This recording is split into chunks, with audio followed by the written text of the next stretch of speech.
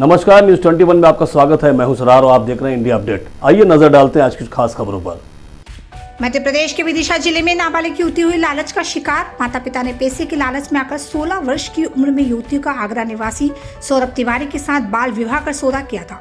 मौका मिलते युवती आगरा से भागकर अपने मित्र आशीष रेखवार के घर आ गई। युवती अभी भी आशीष रेखवार के घर ही रह रही है। युवती के माता पिता ने आकर निवासी सौरभ तिवारी के दबाव में आशीष के खिलाफ 376 का मामला दर्ज करवा दिया। दूसरी ओर पुलिस का रवैया भी इस मामले में गोलमाल दिखाई देता है। युवती ने बताया कि मेरे बयान लिए बिना पुलिस ने आशीष रेखवार पर एक तरफा कार्रवाई की है। इस प्रकरण में महिला ऊर्जा डेस्क प्रभारी प्रतिभा सिंह की मिलीभगत भी नजर आ रही है। महिला ऊर्जा डेस्क प्रभारी प्रतिभा सिंह युवती को बार बार थाने बुलाकर युवती के साथ अभद्र व्यवहार करती है। महिला ऊर्जा डेस्क प्रभारी प्रतिभा सिंह बाल विवाह जैसे मुद्दों पर भी अपनी बात रखती नजर नहीं आती है। तो बाल विवाह महिला ऊर्जा डेस्क प्रभारी प्रतिभा सिंह ने स्वीकार किया कि युवती का बाल विवाह हुआ है। युवती की शादी हो गई थी। सौरभ तिवारी पर कोई कार्रवाई नहीं की गई। महिला ऊर्जा डेस्क प्रभारी प्रतिभा सिंह के द्वारा ऐसे ही मुद्दों को लेकर पुलिस पर लगते कई आरोप ने विदिशा पुलिस अधीक्षक डॉक्टर मोनिका शुक्ला को आवेदन भी कर दिया। युवती के मदद करने वाले आशीष रेखवार को बेल देकर सकुशल बरी किया जाने की भी मांग की है। अब देखना यह होगा कि युवती को न्याय मिलता है कि नहीं। वही पुलिस प्रशासनिक अधिकारी बाल विवाह पर कार्रवाई करने की बात तो कहते हैं। अब देखना यह होगा कि पैसे के लालच में आकर बाल विवाह करने और करवाने वालों पर जिले में बैठे वरिष्ठ अधिकारियों के द्वारा क्या कार्रवाई की जाती है। कहाँ रहती हो? बालरापुर में। तहसील? बासुता। क्या हो गया था जो एसपी ऑफिस आई थी तुम? सर मेरे मम्मी पापा ने मुझे ना आगरा में भेज दिया था सौरभ तिवारी को। मेरे मौसी और पापा मम्मी दोनों शामिल हैं।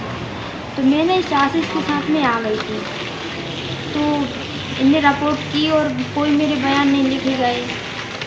और जो मैंने बयान दिए तब भी लड़का जेल गया। और मैंने मैडम जी तक बोला कि इन लोगों ने मुझे भेज दिया है, तब भी मेरी कोई सुनवाई नहीं हुई, ना कोर्ट में ना थाने में।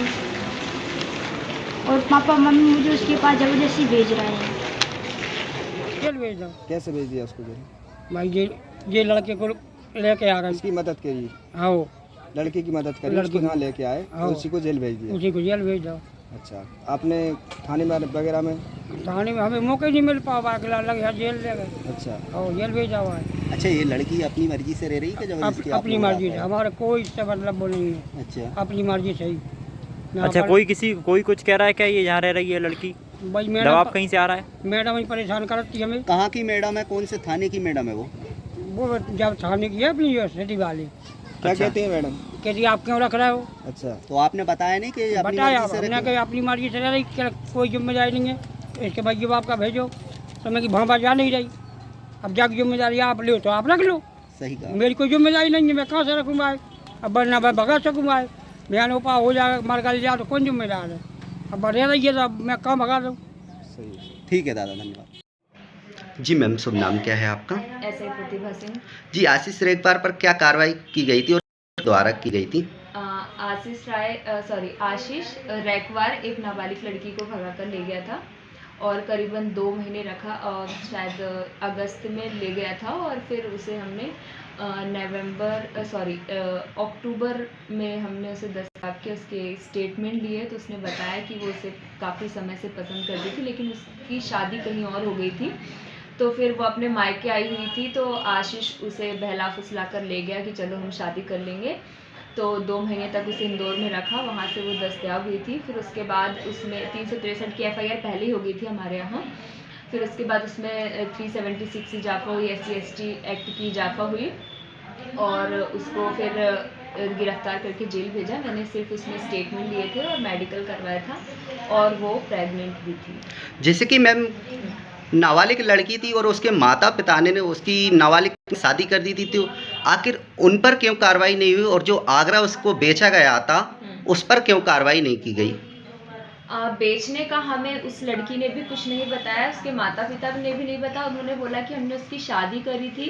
अब क्योंकि पहले हमारे पास इसकी कोई सूचना ही नहीं आई कि उसकी ज़बरदस्ती शादी कर दी या जैसा भी है। अगर पहले आती तो वो उस पर कार्रवाई करते, लेकिन क्योंकि लड़की 17 साल की है और माता पिता का जहाँ तक है उसमें अधिकार है, उन्होंने शादी कर दी तो ठीक है। बहुत सारे लोग हैं जिनकी शादी जल्दी हो जाती है, लेकिन नाबालिग लड़की की कैसे संभव हो सकती है शादी? आप बोल रही हैं कि नाबालिग लड़की की शादी संभव है।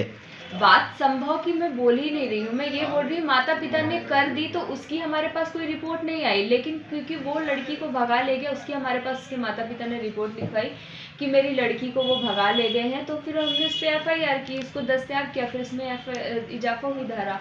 अगर उसकी हमारे पास कोई शिकायत करता कि ने अपनी नाबालिग लड़की की शादी कर दी है, ये कर दी है, तो उसमें कार्रवाई करते फिर उसकी। लड़की का कहना है कि मेरी 16 साल में मेरे माता पिता ने मुझको 1 लाख रुपए में आगरा में बेच दिया था सौरभ तिवारी को, और सौरभ तिवारी पर कोई कार्रवाई नहीं की गई। और दूसरी बात कि आशीष रेकवार पर कार्रवाई की गई है। उसने हमारे को जो स्टेटमेंट दिया, कोर्ट में भी स्टेटमेंट हुए उसके 164 के और थाने में भी हुए 161 के, इसमें उसने ऐसी कोई इन्फॉर्मेशन दी ही नहीं कि मुझे बेच दिया गया या ऐसी कोई ज़बरदस्ती शादी हुई है, ये हुआ है, कुछ भी नहीं। उसने आशीष रेकवार का बताया, उससे